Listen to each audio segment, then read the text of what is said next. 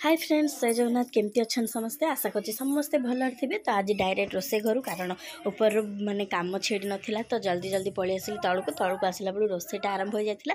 तो आज जेहेतु भोजी थी से कंचा कदली टी भजा होता तो कंचा कदली सीझेक ये रखा जाता। देन जाऊ कराई जेहेतु आपण मैंने जानते खरा बहुत है जाऊ कराऊे तो जाऊ टी मोपाई आनीदेली फास्ट तापर जाऊरे टी लुण पकईकि पा पकई गोलेदेली आचार सहित खाईदेली जाऊ टी माने आप भाई जाऊ खाइले एत शांति मिले ना मो स्वामी को किंतु पसंद नुहे एगुड़ाक।